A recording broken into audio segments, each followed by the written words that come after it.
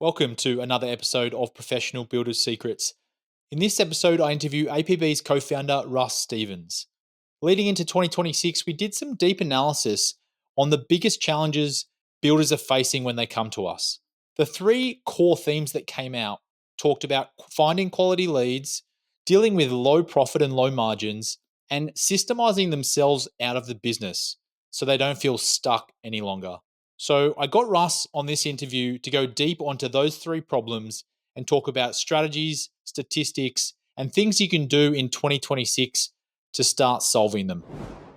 This episode of Professional Builders Secrets is brought to you by Apparatus Contractor Services. Apparatus provides full scope, end-to-end QuickBooks precision construction accounting and CFO services for residential builders.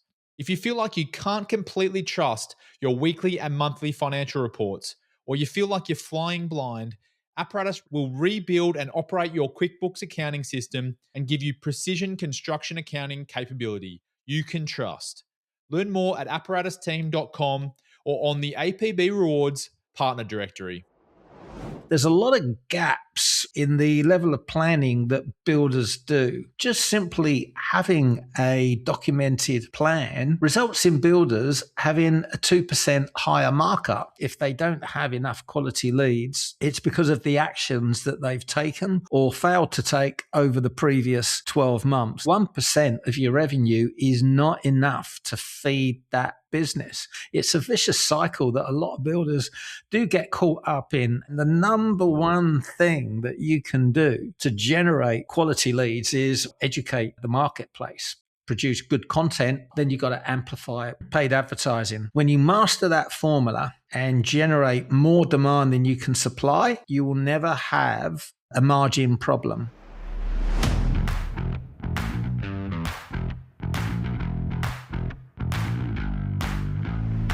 Welcome to Professional Builders Secrets, the podcast for building company owners wanting to grow safely and securely.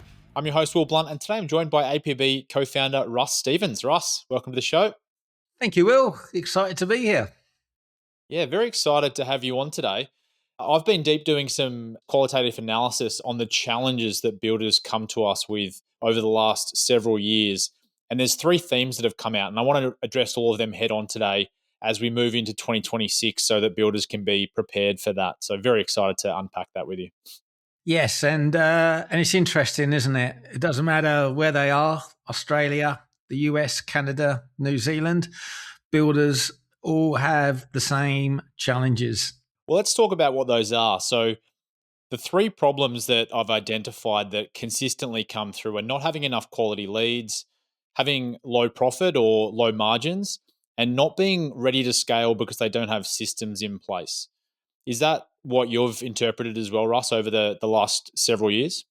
Yeah, I think you've got the big three there. These are at the heart of most challenges for builders. Absolutely.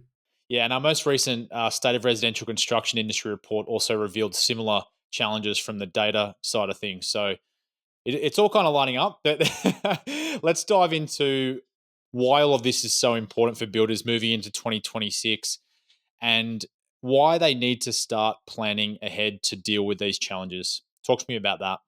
Well, I mean, builders need to plan because it's best practice in business. It's what everyone tells us to do in business. We have to plan. And we hear things like a failure to plan is a plan to fail. So we know it's important. And I would say builders more than anyone know the importance of planning, because when it comes to building, if they don't have a plan, they got a pretty good idea of what might happen if they started to construct a home without having a plan. But the trouble is they don't always translate the importance of having plans to build.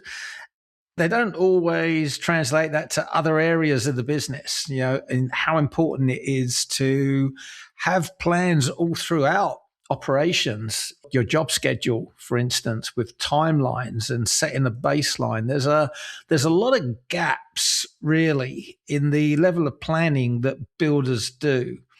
And not just operations either. We can go beyond operations, we can look at all aspects of a residential building company. Marketing has all got to be planned. You've got to plan how much you're going to spend, how much you're going to budget per lead, what you're going to do, and when. Sales, that's all got to be planned in terms of targets. And that obviously then correlates to your marketing. Your financials have got to be planned because we've got fixed expenses in business and they all need to be covered. And if you don't cover those sufficiently, then you're going to be running at break even, or worse, you're going to be operating at a loss. So planning applies to all aspects of running a building company. It's incredibly important with any business, but with a business that runs on high revenue and low margins and wafer thin margins in a lot of cases, it's absolutely critical that builders get this in place. Yeah, we've all heard that quip around if you don't have a plan, you got a plan to fail, or I can't remember exactly what it is right now. Why do you think that is so prevalent that a lot of builders know the importance of planning and they may even put a plan in place at some point, but then they don't follow through with that plan or they don't get around to planning the next time? Yeah, there's three levels, I guess, isn't there? There are those that don't have a plan and do no planning. There are those that do a plan, but then, like you say, they don't actually look at the plan throughout the year.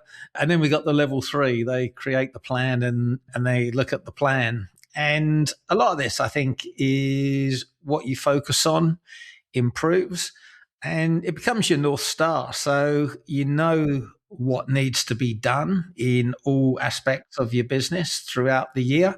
And if you're constantly referring to the plan, you're actually measuring what you are doing, and then you see the gaps, and that's where your focus goes. So I think that's a really big part of it. And I think the exciting thing for us is the amount of data we have to back this up. So, like I said at the beginning, well, it's best practice. It's, everyone tells us to do this in business, but now we've got hard data that actually shows that the builders that do this are the best performers.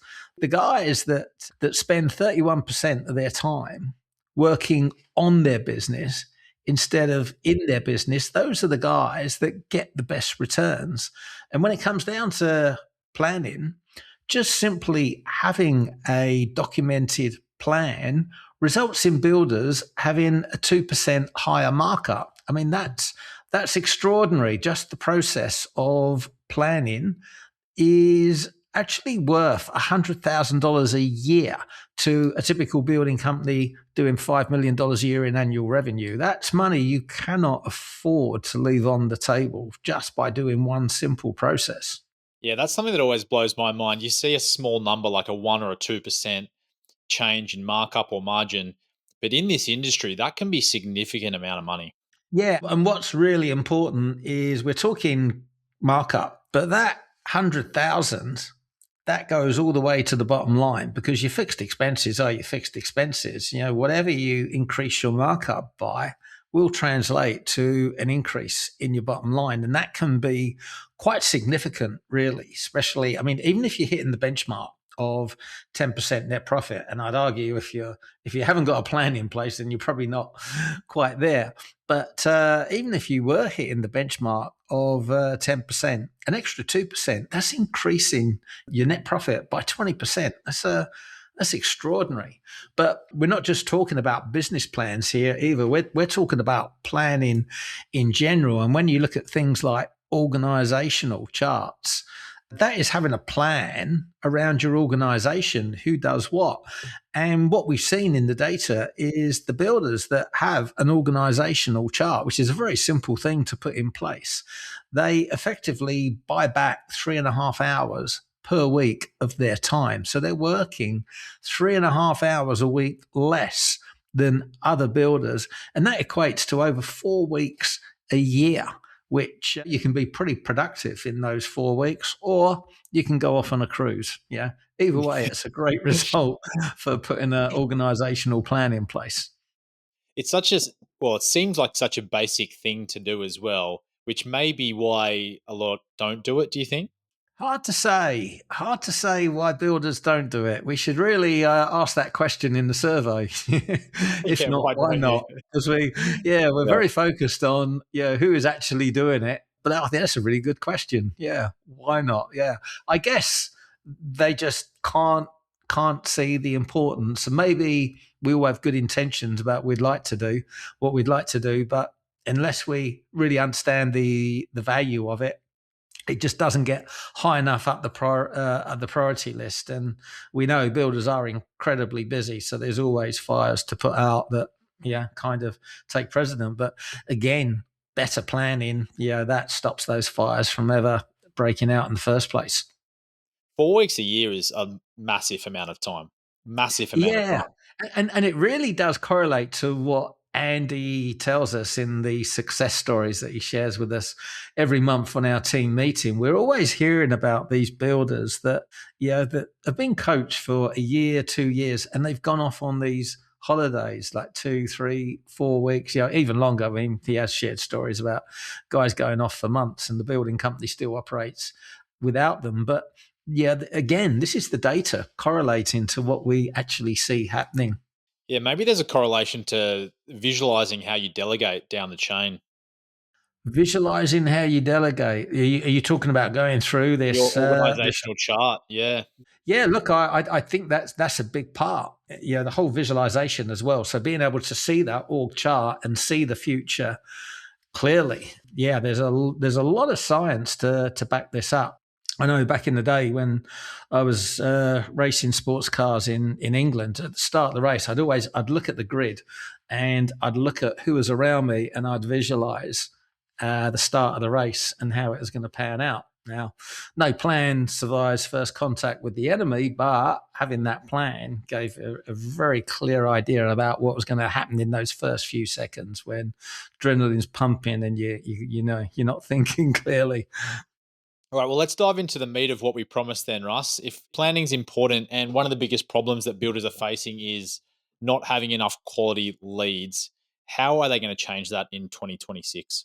Yeah, quality leads is a really interesting one because I feel that it does require the owner of the business to really look in the mirror if that's the situation and accept the reality of the situation. And that is, if they don't have enough quality leads, it's because of the actions that they've taken or failed to take over the previous 12 months. Now, a lot of builders, they blame a lack of quality leads on the situation that they find themselves in. Low margins, struggling to sign contracts, but they still don't take any action to address that challenge. This is what we've seen again in the data. We've seen builders nominate that as their number one challenge, but then we've been able to correlate that against the actions they've taken. And we can see that they're only investing 1% of their revenue back into marketing. And that's the first thing you've really got to address, because if you want more quality leads, 1% of your revenue is not enough to feed that business.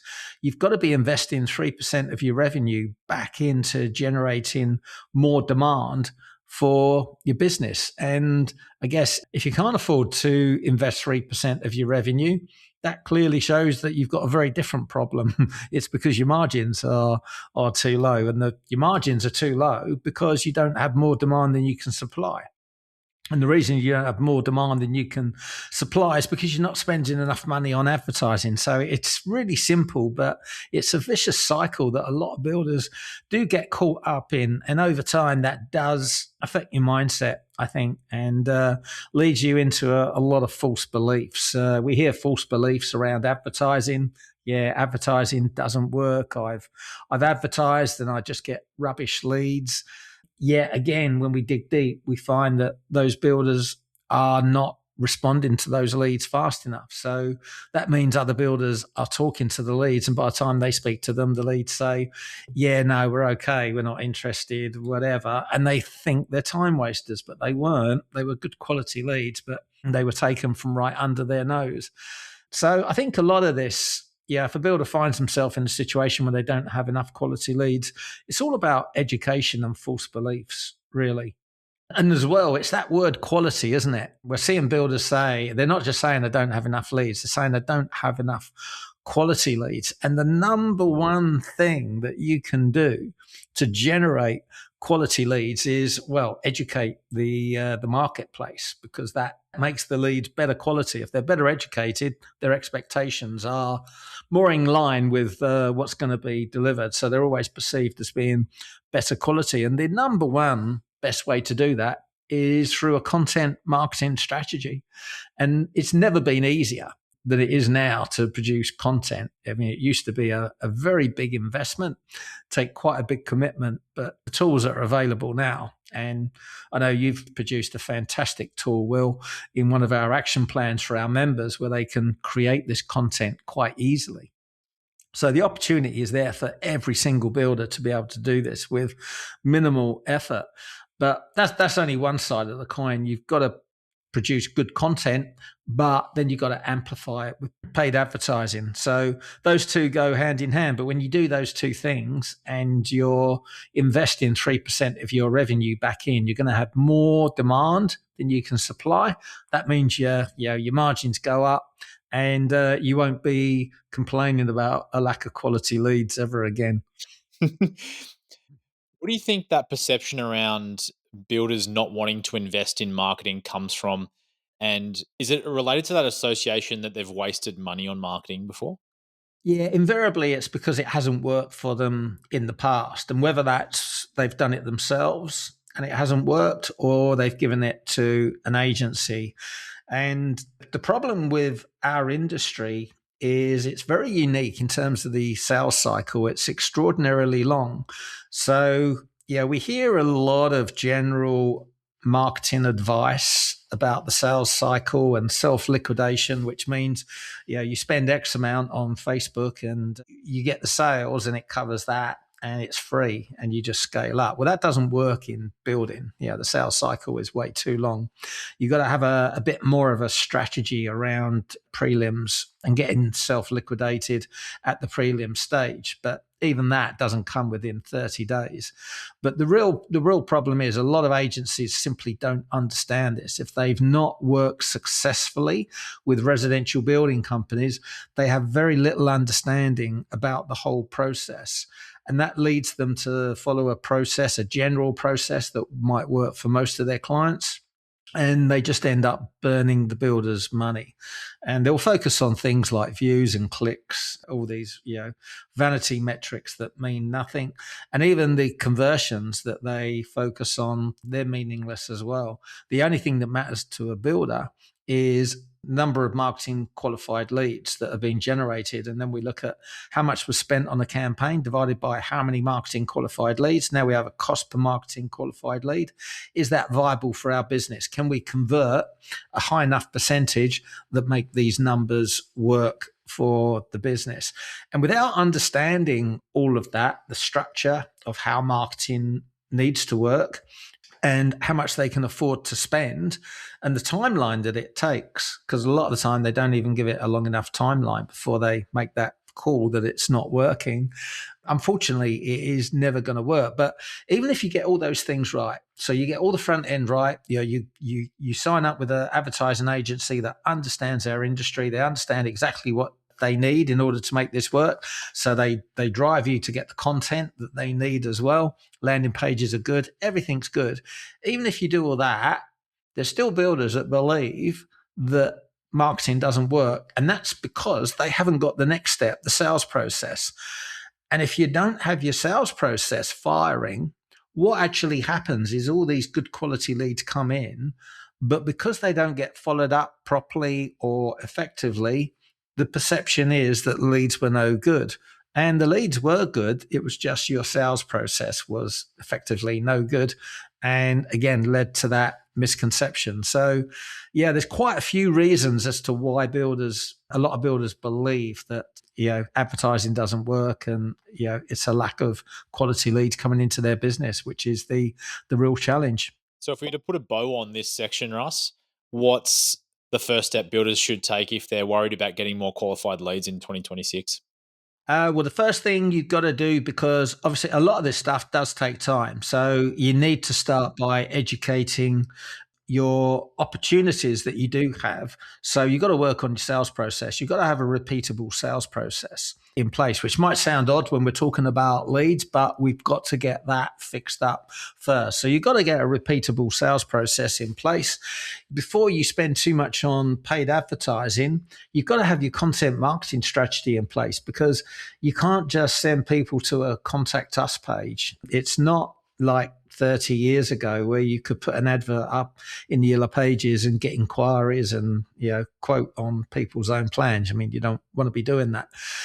So you got to get your content in place. So you got the sales process in place. You got to get your content marketing, and then you got to amplify that content by investing 3 to 4% of revenue. As always, 3% was the number, but what we've seen in the data this year, it's going as far as 4%, and those builders are getting exponential returns on that 4%. But yeah, if you can follow that process, then you will never have a lead problem again.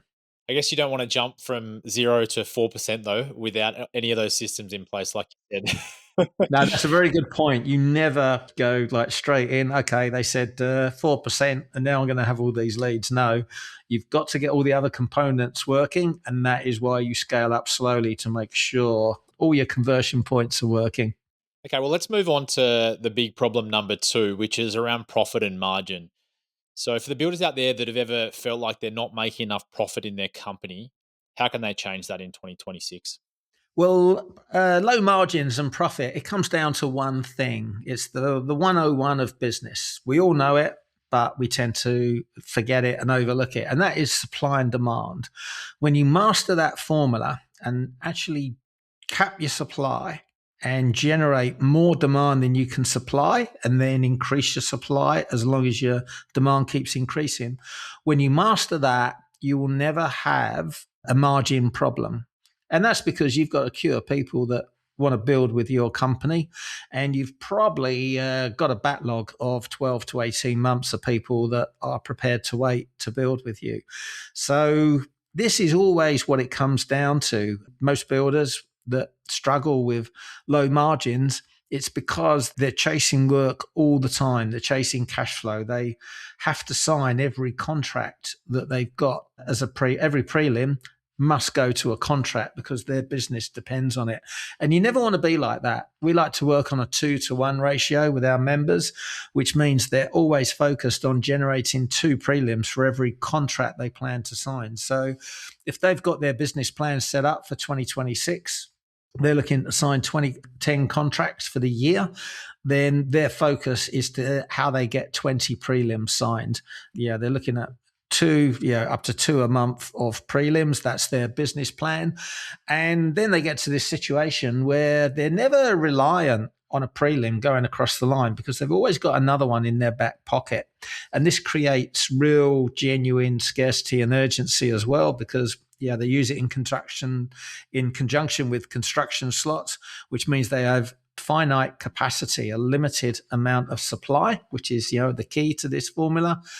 And it means that when they're actually talking to potential clients, they make them aware of this limited supply in terms of when their job can be started. And they've got one slot in April, they've got another one in November, and they've got 3 people coming through the prelim process that all want their house started as soon as possible. So the first one to get to a point where they can sign a contract, put a deposit down, they're going to get that first available slot. This helps focus the client's mind, getting all those selection decisions done and all the other decisions that need to be made in order to move forward. This makes selling absolutely easy for builders. But when you can fill up your pipeline easily, this is how you keep putting your margins up. It's why we saw the very best builders just put their margins up extraordinarily easily during the COVID boom. And the ones that didn't, obviously got caught out terribly with low margins, committing to too many low margin jobs, which, wiped out all their reserves in a very short period of time. But that really is at the heart of this supply and demand. You've got to master that formula. The genius of construction slots, as you were talking then, it just reminded me of an interview I did with Jim Schneider from Schneider Construction. It must have been a couple of years ago now, but Jim was talking about how he always struggled with sales. He didn't feel like he wanted to be salesy or try and close people in a conversation. And the concept of construction slots totally reframed his thinking around that process because it automatically created scarcity without him needing to force it down their throat. Yeah, we hear this a lot, don't we? And it's almost like the builder moves from one side of the desk, round to the client side. It's this is the situation that we're in. This is what we need to do. And all of a sudden, they're working with the client. They're not trying to sell the client. They're not trying to pressure them, which most builders hate doing. And so it becomes a very consultative process, which builders love. So what you're saying is the financial outcome, the profit, the margin, is really a sales and marketing problem, or is there another layer to it?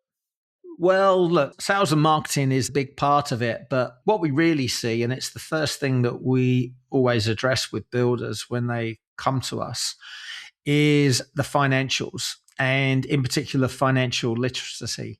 And this was really borne out in the Saucy survey again this year, where a lot of builders on the lower revenue, we're talking 3 million and below in annual revenue, really don't have a good enough understanding of their numbers. We're talking about the basics, markup and margin, but work in progress, accounting adjustment, that is so misunderstood. And the trouble is, when you don't understand all these things like markup and margin, work in progress, accounting adjustment, fixed expense ratio, when you don't understand these fully, you have a false impression of your business. And the most dangerous belief that we see with builders is the belief that they're doing better than they really are. And it's a lot more common than a lot of people might realize. And when people believe that they're doing better than they are, they don't really have any incentive to fix the problems that are going on in their business, which is typically low margins. And especially in new construction, where these companies are cash flow positive, the positive cash flow masks a myriad of problems going on underneath the surface. So they just push forward on these low margins without realizing just how dire the situation is. So we always work with builders to help them understand their financials first and foremost, get accurate financial reporting in place. Because the moment we do that, it leads to a shift in mindset.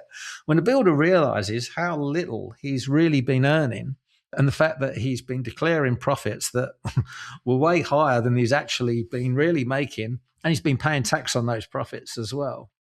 When they go through that experience, they get very angry. But then once the anger passes, they become very focused and determined.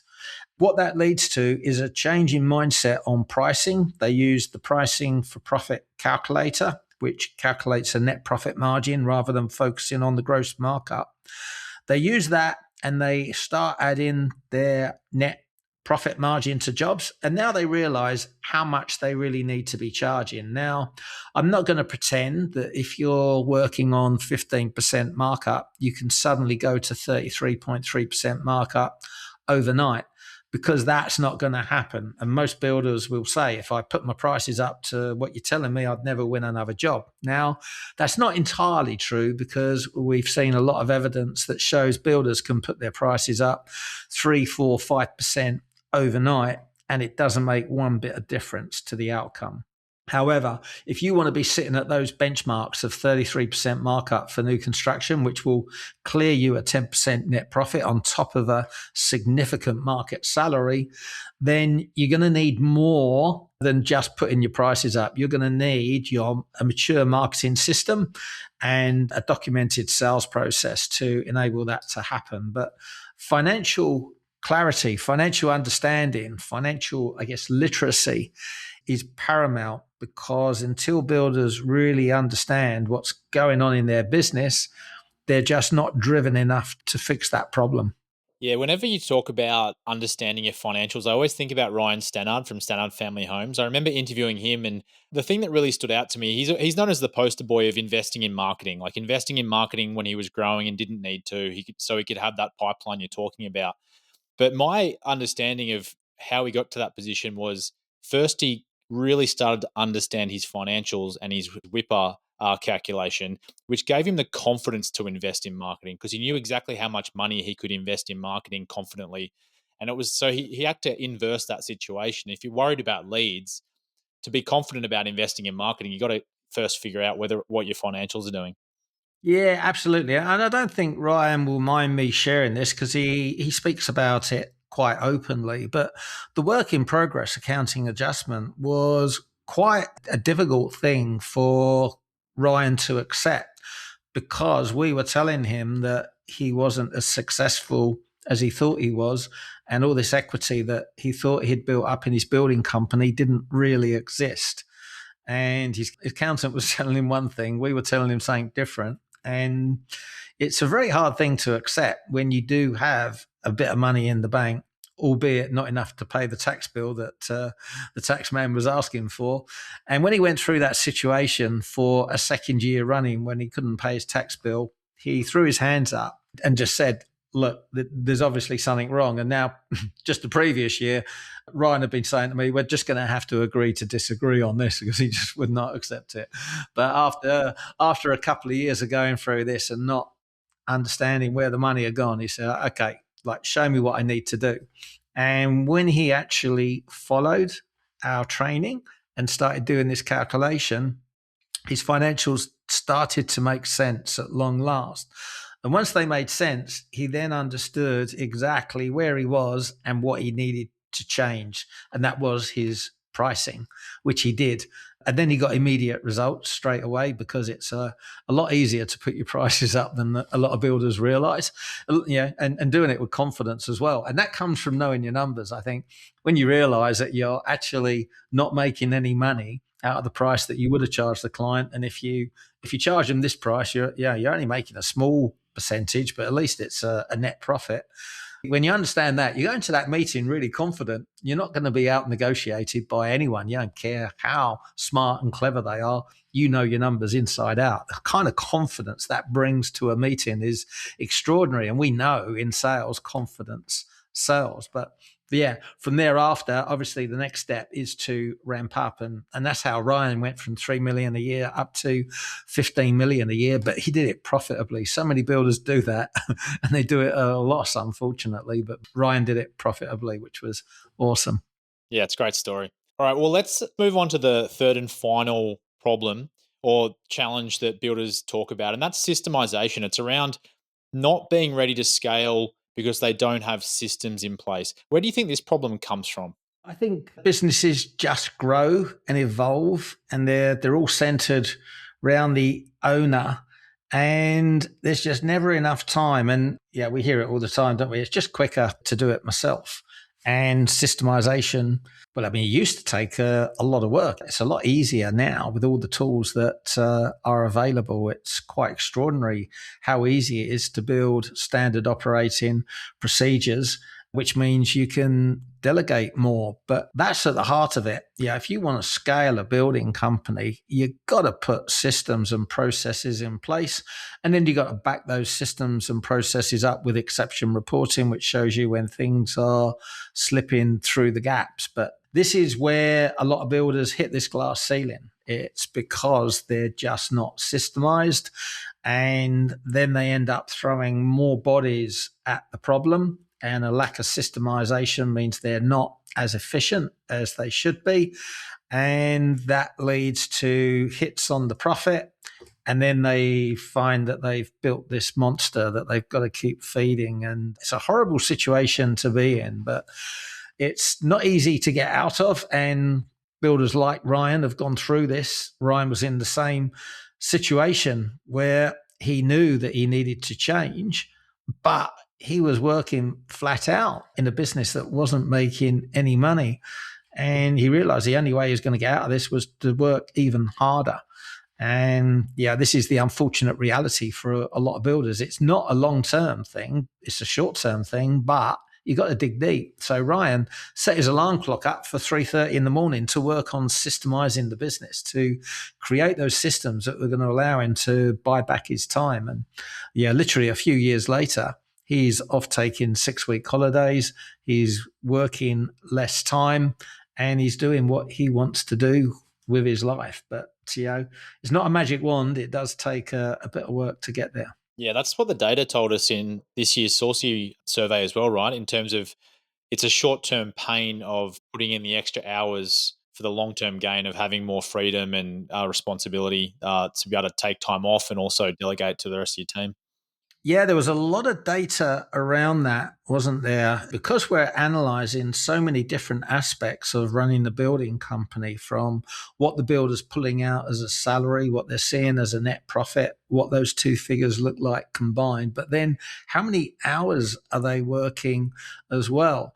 And yeah, we were able to see that building companies that grow and are more systemized actually results in the builder working less hours a week. And I think over the course of the year, you might recall better than me, Will, because I know you're knee deep in the data at the moment, but it's something like 250 or 350 hours a year less that owners of larger building companies are working. Now, if you let that sink in, one of the most common objections to builders not wanting to scale is that they think scaling, getting bigger, means more stress, but it's actually the opposite, because the builders that have scaled are actually working less hours and they're more relaxed. So the data is irrefutable. Its systems are at the heart of this.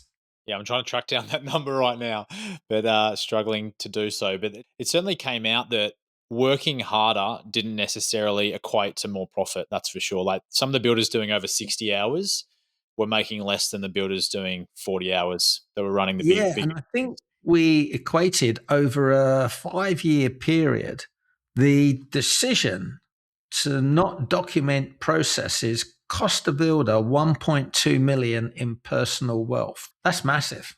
Yeah, how that 1.2 million is then going to compound over the next 5 years.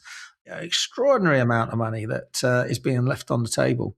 So what does it look like then for builders that want to systemize in 2026, but they obviously have failed to in the past? Maybe they've just got busy or they've been caught up running the day to day of their business. How can they change that?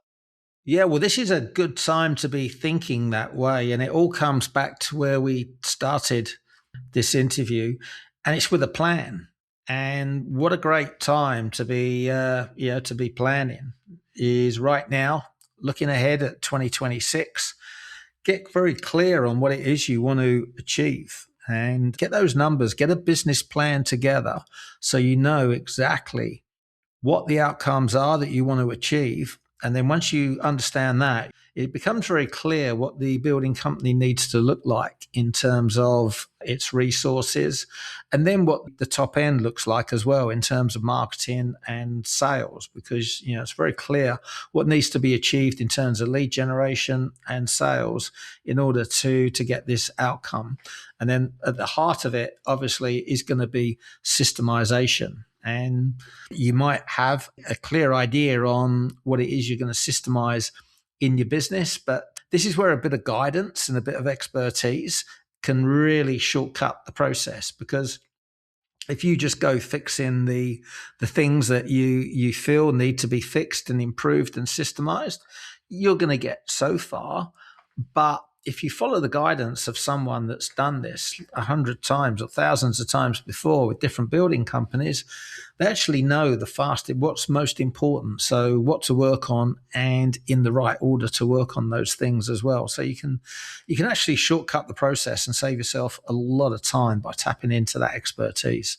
Yeah, it sounds like the solution to the first two problems we discussed, which were around financial literacy and your profit and margin, and also your sales and marketing, that's all about systemizing those areas of your business, right? Yeah, that's right. Systems are the backbone of everything. Yeah. And it's never more important than in a business with a high revenue and low margins. It's so important to get that part right. Right.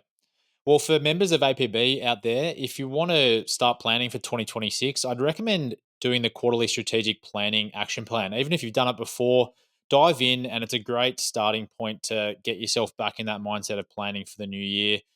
Russ has mentioned a lot of stats today about from the State of Residential Construction Industry Report. The 2026 report lands in February, but you can pre-order it now. So we'll share a link in the show notes if you want to get your hands on that straight away and start benchmarking yourself against some of these industry standards that we've mentioned today. But Russ, to wrap things up, thanks so much for sharing all those insights about dealing with three of the biggest problems that builders are facing at the moment and have done for a long time. any final thoughts heading into 2026 that builders can take forward? Yeah, don't be complacent, especially if you're running a larger building company and you think things are going well. Take a moment to look at this industry report and benchmark your building company against what is happening in the industry. Because if you can pick up another 5% on your net profit, which is quite easy to do from the building companies we've seen, even if you're doing 10, 20 million, that is a lot of money you're leaving on the table. So don't get complacent. Have a look, benchmark your building company, and then set about making those improvements. Awesome. Well, thanks, Russ. Hopefully, all the builders listening can take on some of your advice for 2026. Thanks, Will. Cheers. Also, a big thank you to our listeners wherever you are in the world. If you like the show today, please subscribe to Professional Builders Secrets on your platform of choice. And if you're feeling generous, leave us a review. But until next time, have a great day.